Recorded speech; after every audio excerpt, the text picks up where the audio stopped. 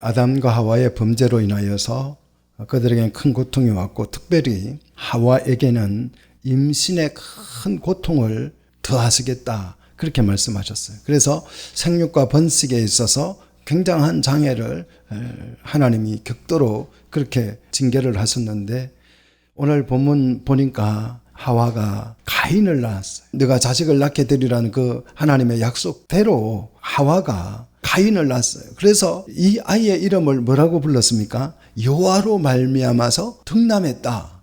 여호와로 말미암아서 등남했다는 거예요. 아니, 애는 누구의 애예요? 아담으로 말미암아 난 건데, 오늘 하와는 너무 하나님의 은혜가 커서 여호와로 말미암아서 등남을 했다. 하나님의 큰 은혜를 정말 실감나게 느꼈어요. 하지만 이 죄 가운데 얻은, 죄에 빠진 인간의 생명이라고 하는 것은 너무 보잘것없다는 것을 곧 깨닫게 돼요. 그래서 둘째 아들을 낳는데 그 아들 이름을 뭐라고 지었어요?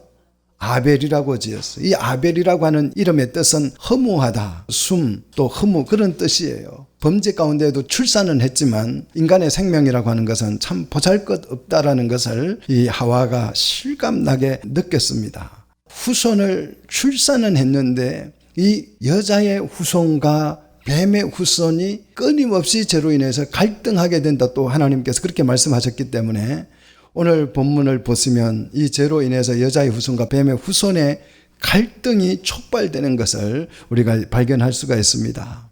그래서 살육이 일어나서 그 죄의 결과가 얼마나 비참한지를 오늘 본문은 우리에게 여실히 보여주고 있어요. 이런 상황 속에서 하나님은 어떻게 당신의 나라를 실현해 가는지, 어떤 사람을 통해서 실현해 가는지 오늘 본문을 또한 살펴보면서 은혜가 되시기를 주의 이름으로 축복합니다. 이 두 아들이 하와가 정말 여호와로 말미암아서 등남했다고 하는 이 정말 하나님의 선물로 받았다라고 고백한 이 두 아들이 갈등을 하기 시작해요. 이 분쟁의 원인이 뭐냐 하면 죄사라고 하는 것인데, 죄사로 인하여서 분쟁이 일어났기 때문에 최초의 종교 분쟁이 일어났습니다. 왜 죄사 때문에 분쟁이 일어났느냐 하면요, 우리가 잘 기억하고 알아야 될 것이 있어요. 그게 뭐냐 하면 모든 예배는 하나님이 다 받으신다고 믿는 그 믿음, 이게 영혼 없는 믿음이에요. 내가 예배만 드리면, 내가 주의 이름을 부르기만 하면 다 하나님께서 나의 예배를 받아주신다. 내가 교회에 나와서 예배만 드리면, 교회에 와서 예배만 참석하면 나의 예배를 다 하나님이 받아주실 것이다. 이렇게 생각하는 것이 뭐라고요? 영혼 없는 믿음이라니까요. 죽은 믿음이에요. 하나님이 기본적으로 예배를 기뻐 받으시지만 우리가 분명히 알아야 될 게 있어요. 하나님이 거절하는 예배도 있다 없다?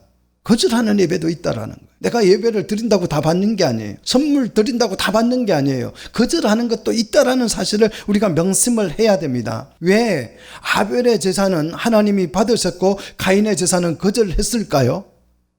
이것 때문에 분쟁이 일어나서 한 사람이 죽었잖아요.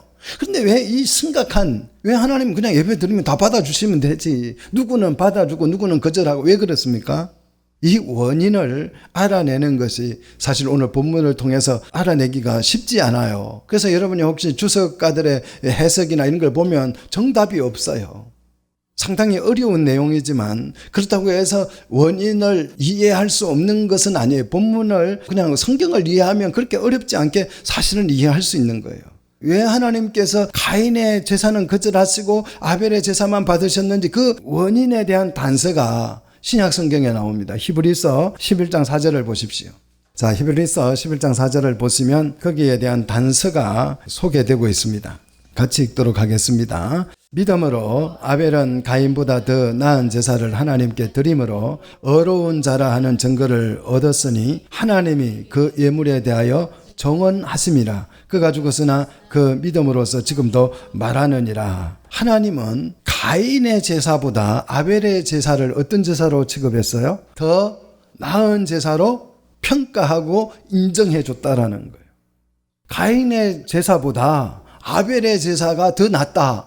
두 개 비교했을 때 더 낫다라는 거죠. 그래서 가인의 제사를 참 제사로 인정해주고 평가해줬다라는 거예요. 그러면 그 평가의 근거가 뭐냐 하면 다른 게 아니고 뭘로 평가를 했어요? 뭘로 평가했다고요? 예물에 대해서 뭐 했다고요? 정언했다, 확정했다는, 예물로 확정을 했다라는 거예요. 예물로. 다시 말해서 제물로 하나님께서 더 나은 제사라는 확정을 해 주셨다라는 거예요. 그러니까 뭐 제사 의식이나 뭐 제사 방법이나 제사 절차가 문제가 아니고 뭐가 문제였어요? 하나님 앞에 드린 제물이 문제였다는 거예요. 그렇다면 가인의 제물과 아벨의 제물에는 어떤 차이가 있습니까? 뭐 질적인 차이였습니까? 아니면 양적인 차이였어요? 가인은 아주 조금 드리고 아벨은 엄청 많이 드린 거예요? 아니면 가인은 아주 나쁜 거 벌레 먹은 것을 드리고 아벨은 정말 좋은 것을 드렸습니까? 어떤 이 제물에, 가인과 아벨의 제물에 어떤 차이가 있었기에 하나님께서는 아벨의 제사는 가인의 제사보다 훨씬 나은 제사로 그렇게 인정해주고 평가해 주셨는가? 우리가 오늘 이 제물에 대해서 파악을 해보면, 하나님께서 왜 가인의 제사를 거절했고 아벨의 제사를 더 나은 제사로 인정하고 받아주셨는지 우리가 그걸 금방 알 수가 있습니다. 자, 2절을 보십시오. 2절을 보시면 아벨은 어떤 사람이었어요? 양치는 자였고 가인은요? 농사를 하는 자였어요. 그래서 아벨은 양을 치는 자였기 때문에 뭘 제물로 삼았어요? 양으로 제물로 삼았고, 가인은 농사하는 자였기 때문에 뭘 제물로 삼았어요? 농산물로 제물을 삼았다라는 거예요. 지극히 당연한 거 아니겠어요? 객관적으로 볼 때 여러분 누구의 제물이 더 성경적이라고 생각하십니까? 객관적으로 볼 때 아벨은 양치는 자였기 때문에 양으로 제물을 삼아 드렸고, 가인은 농산물로 하나님 앞에 제물을 드렸어요. 성경적으로 볼 때 누구 제물이 더 나은 것 같아요? 저는 가인이라고 생각합니다. 객관적으로 볼 때. 당시에요. 그 당시를 이해를 하고 성경을 봐야 성경이 이해가 돼요. 지금 우리 관점으로 보면 도무지 이게 무슨 뜻인지 이해가 안 됩니다. 그 가인과 아벨 당시 하나님은 인간에게 채식만을 허락하셨어요. 이해되십니까? 그래서 에덴을 뭐 하게 하셨어요? 아담에게 경작하게 하셨고, 또 에덴에서 추방당했을 때 땅을 뭐 하게 했어요? 갈게 했다고 그랬죠. 그래서 경작과 간다는 단어가 같은 단어라고 그랬죠. 그죠? 에덴이나 땅이나 갈아서 농사를 지어서 채식을 먹고 살도록 하나님께서 그렇게 허락을 해 주셨어요. 그래서 가인은 뭘 했어요? 이 말씀대로 뭘 했어요? 농사를 지었어요. 정말 열심히 농사를 지었어요. 그냥 씨 뿌리면 농사가 잘 되는 것이 아니고 땅이 저주를 받았기 때문에 가시와 엉겅퀴를 내기 때문에 어떻게 해야 된다고요? 굉장한 고통 속에서 수고해야 겨우 먹을 것을 얻을 수 있다고 그랬어요. 그래서 정말 열심히 가시덤불과 엉겅퀴를 캐내면서 땀 흘리면서 죽도록, 우리말로 표현하면 뼈 빠지도록 일을 해서 수확해서 그 수확물로 하나님 앞에 제물을 삼아서 드렸어요. 그런데 하나님께서 이 제물을 뭐 하셨다고요? 거절했다고요. 화가 나요, 안 나요? 신경질 나요, 안 나요? 아니, 내가 열심히 일해서 11조 드렸더니 하나님이 안 받으신대요. 화나요, 안 나요? 나잖아요. 뭐 받아주셔야지. 내가 이렇게 고생해가지고 그 더운 무더위 견디가면서 죽으라고 쉬지도 못하고 이래서 이렇게 농사 지어서 내가 하나님 앞에 드렸는데 왜 하나님이 안 받아주셔요? 화가 납니다. 하나님 앞에 성낼 수 있어요? 하나님 앞에 따질 수 있어요? 왜 안 받았냐고요? 정말 화가 나서 누구에게 화풀이 한 거예요? 동생한테 한 거예요. 자, 이 가인의 모습, 정말 땅을 일구고 땅을 파서 땅을 경작해서 열심히 일해서 농사를 짓는 이 가인의 모습을 바라보면 누가 연상됩니까? 아담이 연상되잖아요. 아담이 이랬어요, 아담이. 그죠? 에덴 동산에서 쫓겨나서 하와 데리고 동쪽으로 와서 땅을 일구어서 열심히 일해서 가족 먹기 살려서 가인 낳고 아벨 낳고 그렇게 가족을 이룬 거예요. 아담이 땅을 일구어서 이렇게 농사 지은 거예요. 그걸 누가 본받은 것입니까? 가인이 그대로 본받은 것이. 가인은 그 채식을 양식으로 주셨기 때문에 먹고 살기 위해서 열심히 노력해서 수확해서 그 일부를 떼어서 하나님 앞에 하나님 같이 먹읍시다 하면서 나누어 드린 거예요. 그런데 하나님께서 가인의 제사를 뭐 했다고요? 안 받으셨다. 그럼 아벨은 뭐 하는 사람이에요? 양을 치는 자였고 그랬어요. 한번 생각해 보십시오. 그 당시에는 육식이 허용됐어요, 안 됐어요? 왜 사람들은 양고기 안 먹었어요? 근데 왜 양을 쳐요? 그 양고기 안 먹을 건데 왜 양을 키워요? 여기서 우리는 아벨이 추구했던 삶의 목적을 두 가지, 정말 중요한 두 가지를 발견할 수가 있는데요. 그 첫 번째 목적, 여러분 이 아벨이 양을 치게 되는 그 목적을 여러분이 이해하셔야 돼요. 그래 오늘 본문이 이해돼요. 이 목적을 이해하는 사람이 많지 않습니다. 신학자들 중에서도 많지 않아요. 여러분 잘 기억하십시오. 아벨의 삶의 목적, 양을 치게 된 삶의 목적 두 가지. 첫 번째 목적은 뭐냐면 이 양이라고 하는 것은요, 애완용으로 안 써요. 또 소처럼 무슨 밭을 갈거나 그런 도구로도 양은 씁니까 안 씁니까? 안 써요. 양은 눈이 어두워 가지고 소처럼 밭을 똑바로 갈 수도 없고요. 힘도 약해가지고 소처럼 무슨 밭을 일고 그런 것도 못해요. 또 당나귀처럼 힘이 세가지고 짐을 실어다 나를 수 있는 것도 아니에요. 양은요 그냥 목자 뒤에 쫄쫄쫄 따라다닐 줄밖에 모르는 그런 동물이에요. 이런 동물을 왜 키웠습니까? 식용 목적도 아니고 무슨 밭을 갈 그런 용도도 아닌데 왜 키웠어요? 다른 이유가 없어요. 오직 하나님께 예배하기 위해서. 아벨이 왜 양을 쳤다고요? 하나님께 예배하기 위해서. 이 개념을 여러분이 이해하셔야 돼요. 우리처럼 양 키워서 그냥 양고기 먹고 이러려고 양 키웠다, 그렇게 생각할 시대가 아니에요. 이 시대는 육식이 허용되지 않았던 때예요. 그렇기 때문에 양을 키울 이유가 없어요. 근데 왜 키웠느냐? 왜 키웠다고요? 하나님께 예배하기 위해서. 이것이 양을 키우게 된 첫 번째 목적이에요. 여기에 대한 단서가 오늘 4절이잖아요. 오늘 4절을 보십시오. 양을 어떤 걸로 하나님 앞에 제사를 드렸어요? 양의 첫 새끼와 그 기름으로 드렸다 그랬어요. 근데 3절 보시면 세월이 지난 후에 그렇게 나오지요. 한 해가 지난 후에, 그런 뜻입니다. 많은 날들이 지난 후에인데 양을 치기 시작한 한 해가 되었을 때에 양의 첫 새끼와 기름으로 하나님 앞에 제사를 드렸다는 거예요. 이 말이 무슨 뜻이냐면 아벨이 제사를 목적으로 특별한 관심을 가지고 양을 쳤다라는 거예요. 그렇지 않으면 이 아벨이 양의 첫 새끼를 구분할 수 있을까요? 없을까요? 1년 지나고 나면 어떤 놈이 첫 놈인지 구분할 수 있어요? 없어요? 양 첫 새끼를 여러분 구분할 수 있습니까? 구분할 수 없는 거예요. 다 똑같아 보여요. 1년 지나면 비슷해 보여요. 크기도 그만큼만 해버려요. 그런데 아벨은 정확하게 양의 첫 새끼를 따로 구분해 놓았다라는 거예요. 뭐 하기 위해서? 하나님 앞에 드리기 위해서. 그러니까 아벨의 제사는 적극적으로 제사를 드린 것이 아니라 정말 1년 동안 잘 준비해서 준비된 제물로 하나님 앞에 뭐 한 거예요? 예배를 한 거예요. 첫 새끼 관리 참 잘한 거예요. 그래서 관리 잘해서 흠없는 것으로 하나님 앞에 제사를 삼아 드렸습니다. 이것이 근거가 돼서 훗날에 제사법이 세워질 때 양의 첫 새끼를 하나님 앞에 드리도록 하잖아요. 가인의 삶의 목적은 양식을 얻어서 먹고 살기 위해서 농사를 지었지만 아벨은요, 하나님 앞에 뭐 하기 위해서? 예배하기 위해서 양을 쳤다는 거예요. 좀 대답을 좀 시원시원하게 해주시면 감사하겠습니다. 가인은 제사의 목적이 없었어요. 만약에 제사의 목적으로 농사를 지었다라고 한다면 가인도 첫 이삭으로 제물을 삼아서 드렸을 거예요. 잘 키워서 이건 하나님 거 하면서. 그런데 가인은 보십시오. 첫 이삭이 아니고 그냥 농산물로 하나님 앞에 제사를 드렸다라고 기록하고 있어요. 자, 그 다음 아벨은 양을 치게 된, 식용거리도 아닌 이 양을 치게 된 두 번째 목적이 있어요. 그게 뭐겠습니까? 왜 양을 키웠어요? 애완용으로 키웠습니까? 두 번째 목적, 아벨 당시에는 가죽의 용도라고 하는 것은 뭐 지금은 핸드백도 만들고 허리띠도 만들고 가죽을 여러 가지 용도가 많잖아요. 그런데 이 아벨 당시의 가죽은요, 딱 한 가지밖에 없어요. 뭐 한 때 씁니까?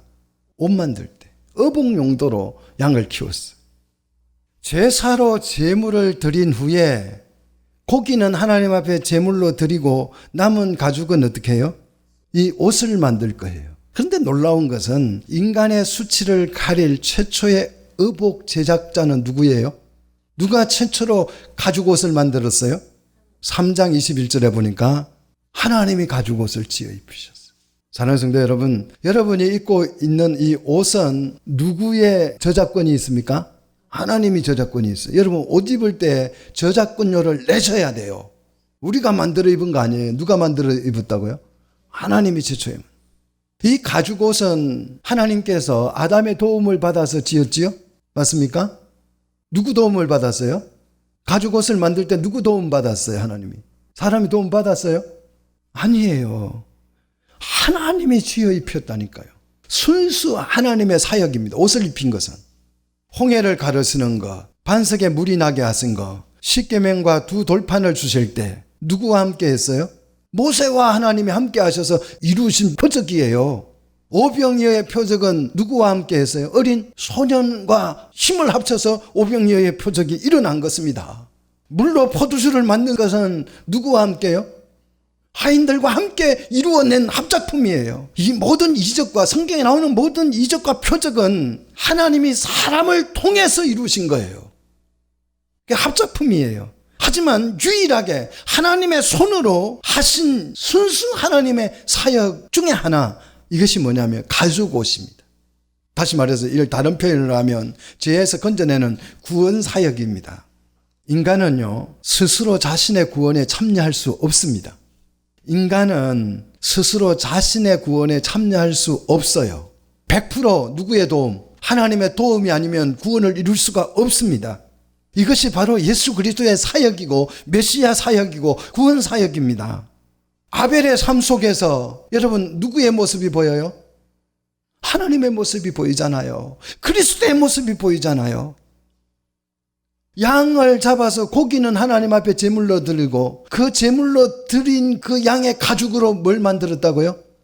가죽옷을 만들어 입혔다니까요. 죄를 가려줬다라는 거예요. 수치를 가려줬다라는 것이에요. 이 사역이 누구 사역이라고요? 하나님의 사역이라고요. 하나님이 하신 일이라고요. 지금 아벨은 하나님이 하신 그 일을 하고 있는 것이에요. 결국 이 아벨은 메시아적인 삶을 살다가 메시아처럼 죽을 거예요. 이것이 아벨이 먼저 죽게 된 이유예요.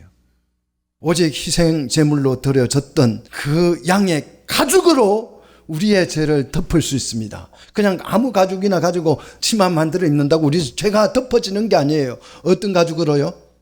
하나님 앞에 나를 대신해서 드려졌던 제물의 그 가죽으로요. 이것은 정말 중요한 영적 원리잖아요. 구원의 원리잖아요. 그래서 한번 보십시오. 레위기 1장 6절을 한번 열어보십시오. 레위기 1장 6절. 자, 레위기 1장 6절을 보시면 번제물은 어떻게 드려요? 제일 먼저 뭐 해요? 가죽을 벗기고 각을 뜬다고 그랬어요. 이 가죽으로 우리의 수치를 가릴 거예요. 왜 가죽을 벗겨요? 그냥 통째로 드리면 되지. 왜 가죽을 벗겨요? 이 가죽으로 뭘 할 거라고요? 옷을 만들 거예요. 역대하 35장 11절 보십시오. 역대하 35장 11절. 어쩌면 여러분 이런 얘기는 처음 들어볼지도 모르겠어요. 교회 오래 다녀도요. 이 가죽 얘기는요. 정말 중요한 얘기예요. 자, 역대하 35장 11절 보십시오. 유월절 양을 어떻게 잡아요? 유월절 어린 양도 가죽을 벗겨요. 가죽을 벗기는 사건은 우리의 죄의 수치를 가려주기 위한 하나님의 특별 조치. 그래서 예수님도 십자가에 못 박힐 때 어떻게 됐어요? 옷을 다 벗김을 당한 거예요. 성경에서 이 가죽이라는 것이 창세기 3장부터 나와요. 근데 끊임없이 가죽 얘기가 나와요. 근데 아무도 이 가죽 얘기를 안 해줘요. 정말 중요한 것입니다. 우리는 이 가죽으로 우리는 뭘 만들어요, 요즘? 돈을 싸는 지갑을 만들어가지고 가지고 다녀요. 용도가 달라진 거예요. 유월절 어린 양의 고기는 가족이 다 나누어 먹어요. 그리고 그때 벗긴 그 가죽은 뭘 만들까요?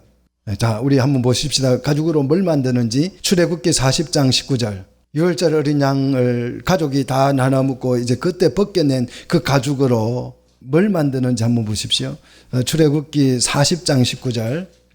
40장 19절을 보면 성막이 소개되는데 이 성막은 3중으로 쌓여져 있어요. 안에 벗개가 들어있는데 이 벗개는 3중으로 쌓아놨는데 가장 안에 있는 게 성막이에요. 이 성막 끝에다가 뭘 입히냐면 천막을 또 입혀요. 그리고 천막을 입힌 다음에 뭘 하냐면 이 천막 덮개를 덮습니다. 그래서 성막, 천막과 덮개가 이제 삼중으로 만드는데 마지막 이 맨 끝에 덮는 이 덮개는 뭘로 만드느냐 하면 출애굽기 26장 14절을 보십시오. 자, 출애굽기 26장 14절 여러분 한번 보십시오. 뭘로 만들어요? 붉은 물들인 수양의 가죽이에요. 암양이 아니고 순양이고, 그리고 그 가죽에다가 무슨 물을 들이라고요? 붉은 물을 들이라 그랬어요. 여러분 연상이 안 됩니까? 붉은 물 들이라니까 그리스도의 보혈이 안 보여요? 이걸로 성막 덮개를 만들었습니다. 또 이것으로 끝나는 것이 아니고 해달의 가죽으로 다시 한 번 더 입혀요. 표면적으로는 이거는 방수가 목적이에요. 방수가 비가 새지 않도록 그렇게 한 것이지만 상징적인 의미는 여기에 죄가 침투하지 못하도록 그렇게 한 것입니다. 주의 백성은요, 그리스도의 보혈로 덮지 않으면, 그리스도의 보혈로 수치를 가리지 아니하면 우리는 살 수가 없어요. 그래서 우리는 뭐가 필요해요? 붉은 물들인 수양의 가죽이 필요해요. 가죽을 벗겨낸 양이 살까요, 못 살까요? 죽어요. 화상이 왜 겁나냐 하면요, 사람의 피부가 벗겨지면 사람이 살아요, 못 살아요? 내장, 오장육부 아무리 건강해도요, 이 피부가 홀라당 다 타버리면 어떻게 돼요? 죽어요. 살 수가 없어요. 양 가죽을 벗기면 오장육부 건강해도요, 살아요, 못 살아요? 죽어요. 재물이 이거예요, 재물이. 예수님이 재물 되신 거예요. 다 벗김을 당해서. 주의 백성은 그리스도의 보혈로 덮여져야 사는 것이에요. 그리고 이 성막을 이동할 때, 성막을 이동하게 될 때에 민수기 4장 5절로 6절을 보십시오. 이제 성막을 이동하려면 천막을 걷어서 뭐 해야 돼요? 이제 벗개는 제사장들이 어깨에 매도록 되어 있잖아요. 자, 민수기 4장 5절로 6절 보시면 이제 성막을 이동할 때에 벗개를 덮지요.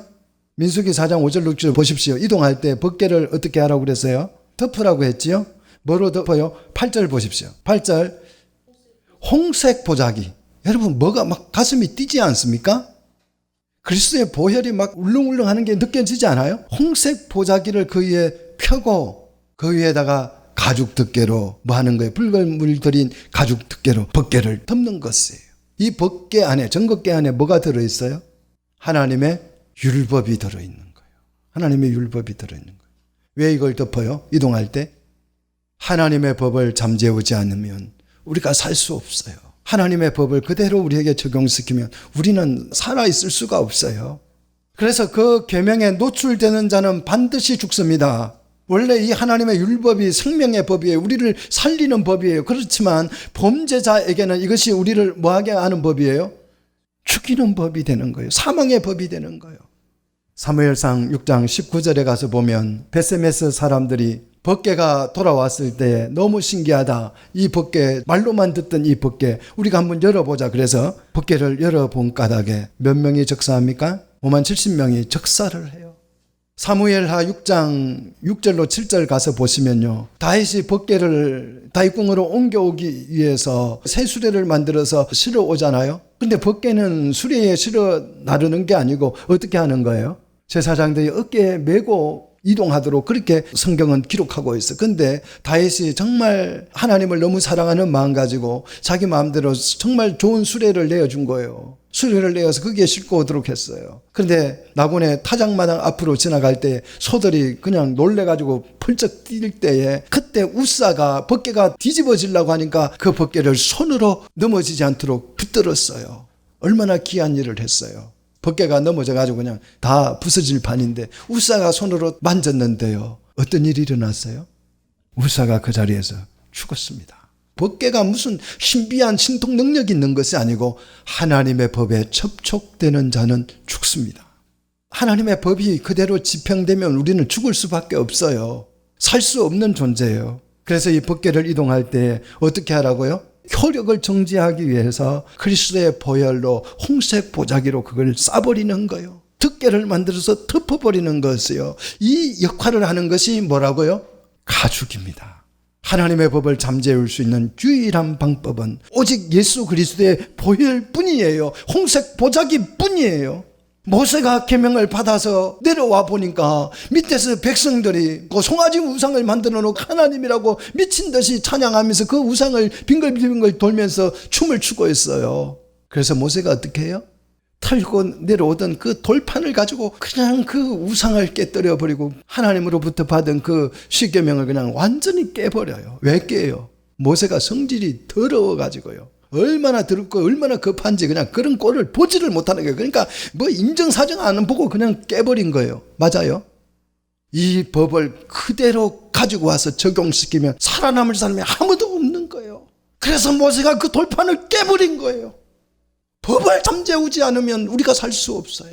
제가 참 군대 제대에서 전도사가 돼가지고 7만 원 사례를 받을 때요. 기독 지혜사회에서 성서 대박과 사전을 13만 원 주고 샀어요. 한 달 월급 7만 원 받는 사람이 13만 원짜리를 12개월 할부로 샀어요. 대단하잖아요. 그것도 만 원씩 냈어요. 그런데 어느 날 그 기독 지혜사회에서 수금 사원이 왔더라고요. 만 원 받으려고 부산에서 하동까지 온 거예요.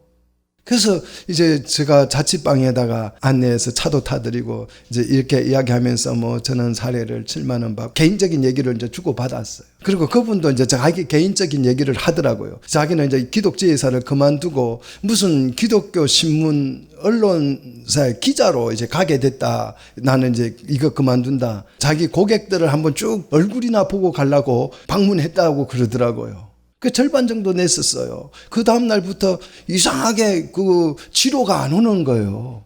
그래서 제가 부산으로 이제 기회가 있어서 나가서 기독지회사를 찾아갔어요. 왜 치료를 안 보냅니까? 그랬더니요. 격리가 제 그 납부 영수증을 찾더라고요.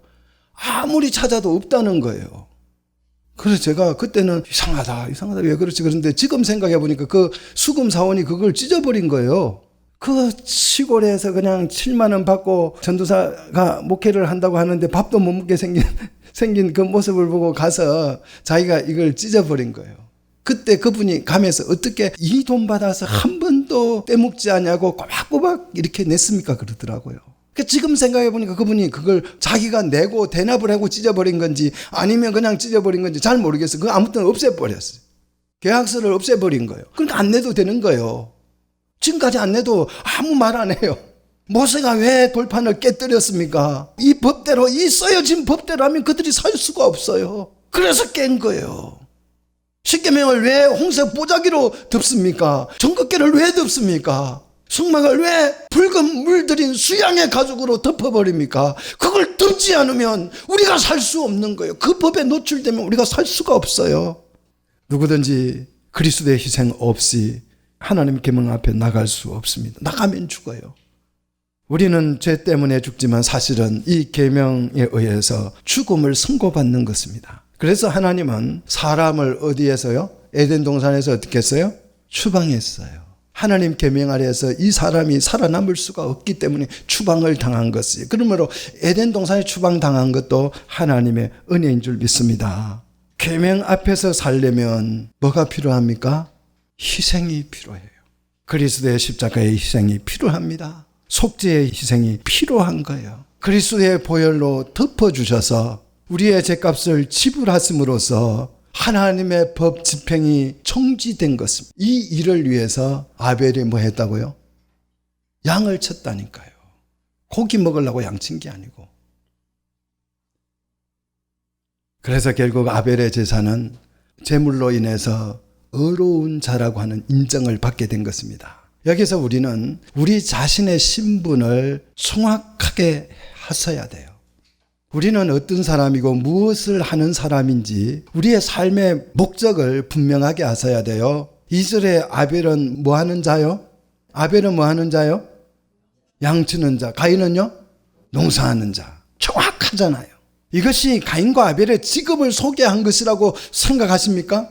아니에요. 그들의 삶의 목적을 설명하고 있는 것입니다. 우리는 무엇을 하는 자입니까?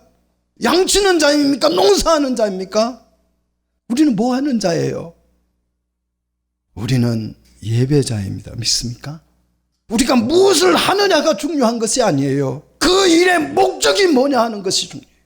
무슨 목적으로 여러분 일하고 있습니까? 우리는 무슨 일을 하든지 우리의 신분은 왕 같은 제사장입니다. 믿습니까? 제사장은 제사가 최고의 목적이에요. 이것이 아벨이 목축을 선택한 이유입니다. 제물의 희생으로 제값을 지불하고 그 제물의 가죽으로 뭘 하기 위해서? 죄를 뭐 하기 위해서요?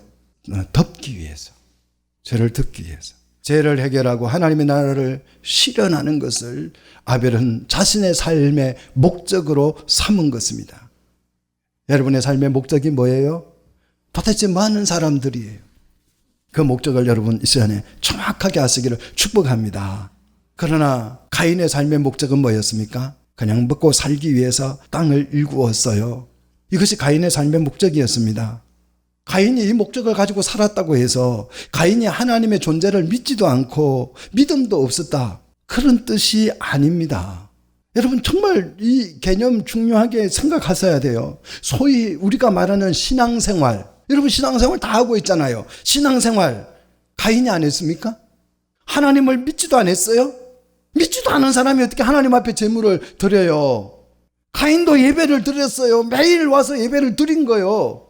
신앙생활 했다고요. 하나님과 대화가 없었어요.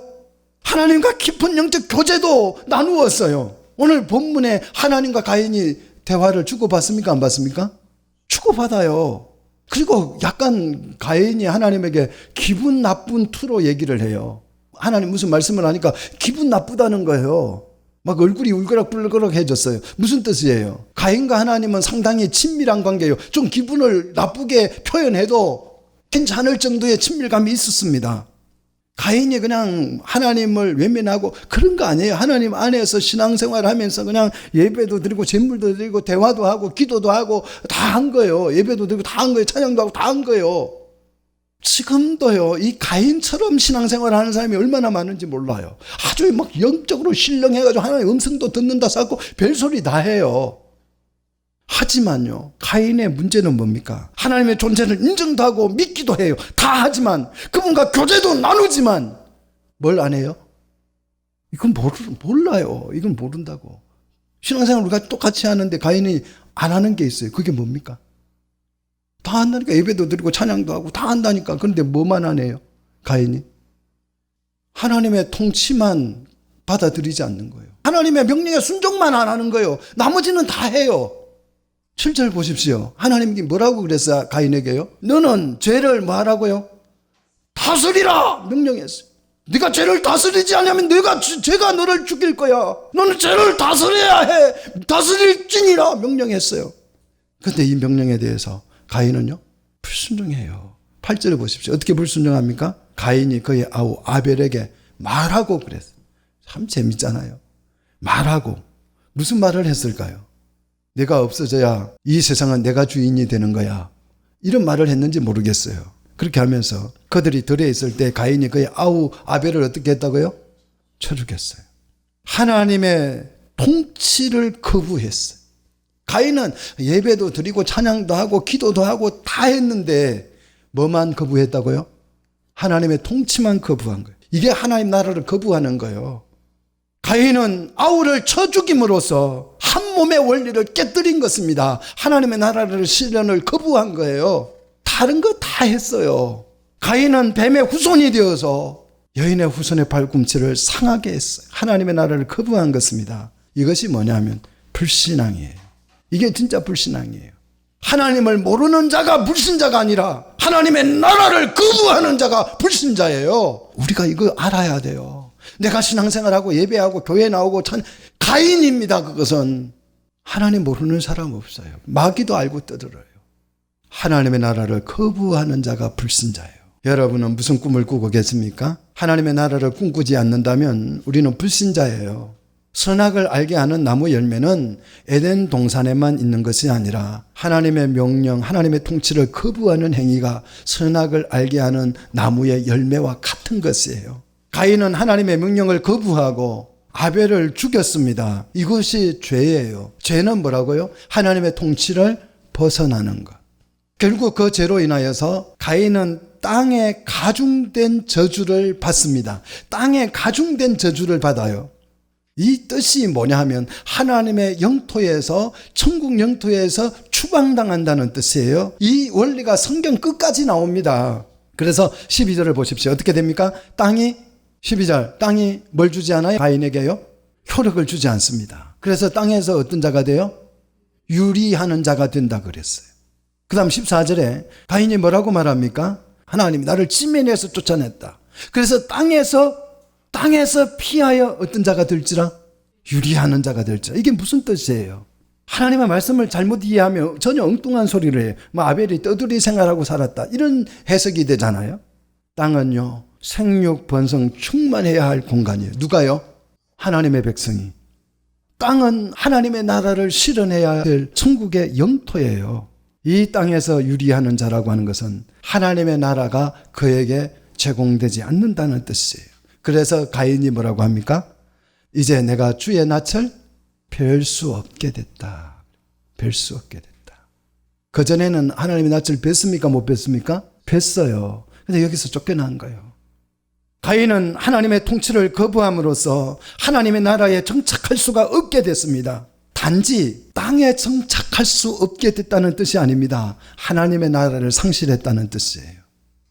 이게 땅에서 정착할 수 없게 됐다는 말 그대로 했다면요, 16절 한번 보십시오. 16절. 가인은 어디에 거주합니까? 에덴 동쪽 무슨 땅이에요? 노 땅에 뭐해요? 거주한다 그랬어요. 유리한 자가 어떻게 거주합니까? 거기에서 뭐해요? 가인이 성을 쌓아서 아주 터를 잡고 삽니다. 터 잡고 살아요. 유리하는 자가 됐다고 하는 것은 떠돌이 방랑자가 됐다는 뜻이 아니에요. 하나님의 나라를 잃어버렸다는 뜻이에요. 그래서 16절을 보십시오. 결국 가인은 어떻게 됩니까? 누구 앞을 떠나요? 여호와 앞을 떠나는 것이에요. 하나님과 완전히 분리가 되는 것입니다. 이것이 유리하는 자예요. 하나님의 통치를 벗어나서 이제 마음대로 사는 자가 됐다. 현대에 와서 이것을 뭐라고 해석합니까? 사람들이 자유라고 해석하잖아요. 그래서 마음대로 하겠다는 거예요. 하나님의 법을 떠나서 마음대로 하겠다는 거예요. 동성연애도 하고 마음대로 하겠다는 거예요. 하나님 터치하지 말라는 거예요.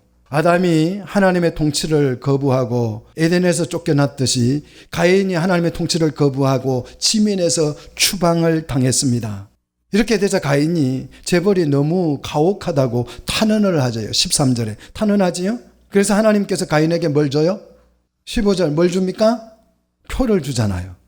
이거는 생명을 보장하는 표가 아니고 보복 금지표예요. 이것이 뭐냐면 인류 최초의 상형 문자입니다. 여기서부터 상형 문자가 시작되기 시작한 거예요. 사람에게 죄에 대한 보복 권리가 없어요. 그래서 하나님은 가인의 죄를 보복당하지 않도록 하나님께서 표를 주셨다는 거예요. 죄에 대한 보복은 오직 하나님의, 정죄는 하나님의 권한이에요. 그래서 인간이 죄를 정죄하면 그것은 교만이고 하나님을 대신하려고, 하나님 노릇하려고 하는 것이에요. 여러분, 정죄할 때, 비판할 때에 정말 조심하셔야 돼요. 가인은 하나님의 나라에서 추방당함으로써 이제 뭘 하게 됩니까? 자기의 제국을 건설하게 되는 것이에요. 이 제국 이름이 뭐라고요? 17절 에녹성이에요. 우리말로 표현하면 이제 자주국방입니다. 인간이 자주국방을 하는 거예요. 하나님 도움 없이 나는 살아야 된다. 내가 나를 지키고 살아야 돼. 하나님이 나를 보호 안 해주셔. 그래서 우리 힘으로 살아내야 돼. 이것이 가인이 자기 제국을 건설한 거예요. 이것이 세상 국가의 모토가 되는 거예요. 가인은 하나님의 법을 떠나서 하나님의 통치를 거부하고 이제 자신만의 세상을 기억하고 그 세상을 만들었어요. 이 가인이 꿈꾸던 세상 안에서 어떤 일이 일어났을까요? 그 가인의 꿈이 실현됐을까요? 이 도성에서 무슨 일이 일어났는지 한번 보십시다. 가인은 정말 잘 살아보겠다고, 내 생명을 지켜보겠다고 제국을 만들고 도성을 쌓았는데 그 도성 안에서 무슨 일이 일어났습니까? 첫째, 19절 보니까 성적 부패가 일어나요. 가인의 후손 라멕이 아내를 몇 명 얻어요? 2명 얻어요. 아다와 실라, 다처제를 시작합니다. 이 성이 타락해서 조금 더 나가면 이제 동성연애가 나오는 거예요. 성경은 항상 정확합니다. 매우 정확해요. 한번 보십시오. 2장 24절 보십시오. 2장 24절. 세 명이서 한 몸을 이루라 그랬죠? 2장 24절에 그래 안 나왔어요? 세 명이서요? 네 명이서요? 아니에요. 몇 명이서요? 둘이라 그랬어요. 남자와 여자 둘, 남녀 둘이서 한 몸을 이루는 거예요. 둘이서 한 몸을 이루는 거예요. 성경은 이렇게 정확해요. 아무나 뭐 세 사람하고 남자끼리 한 몸 안 돼요. 남자와 여자가 한 몸이 되는 거. 이게 가정이고 교회예요. 하나님 나라를 추구하는 거예요. 자, 2명의 아내를 얻었어요.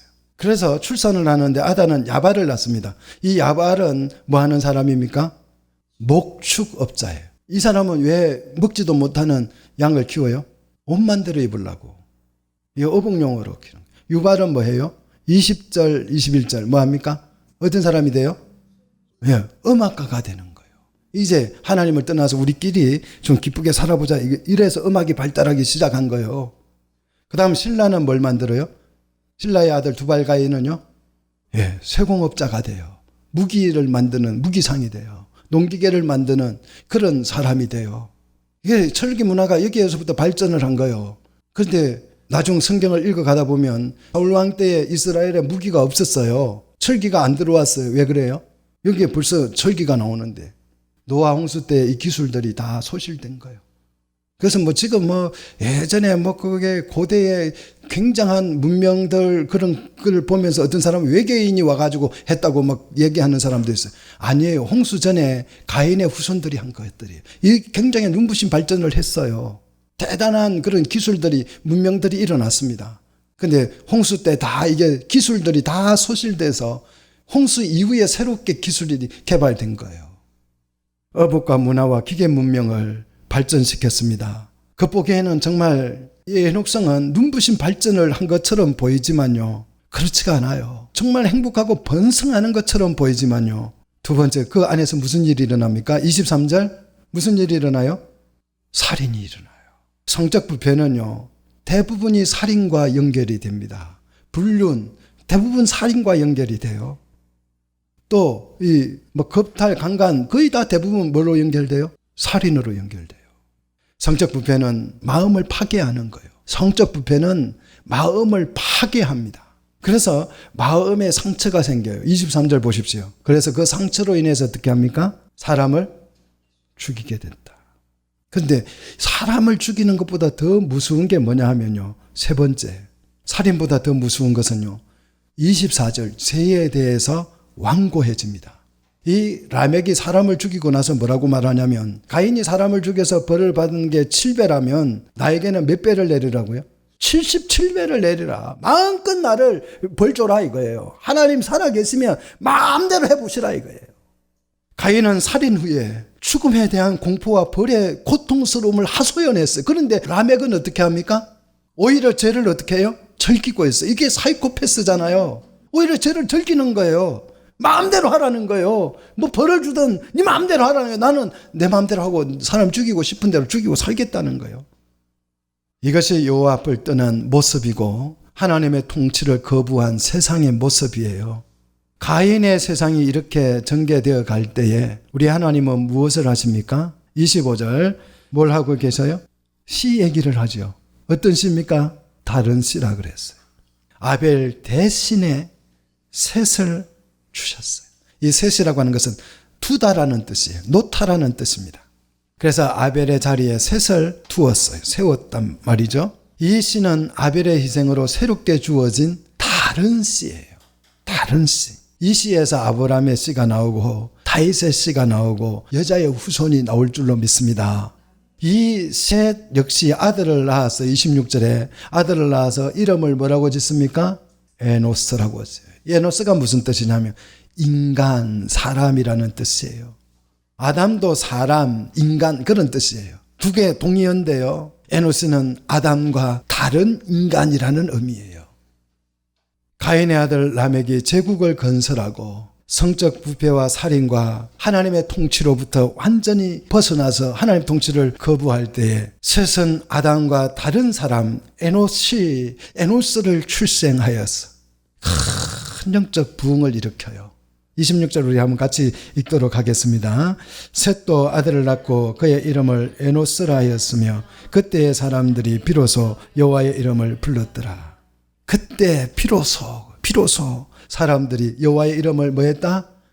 불렀다. 하나님의 주권을 인정하고 그 통치를 받아들이고 하나님의 나라를 꿈꾸고 그 나라를 추구하고 그 나라를 목적으로 삼고 살았다는 거예요. 누구를 통해서요?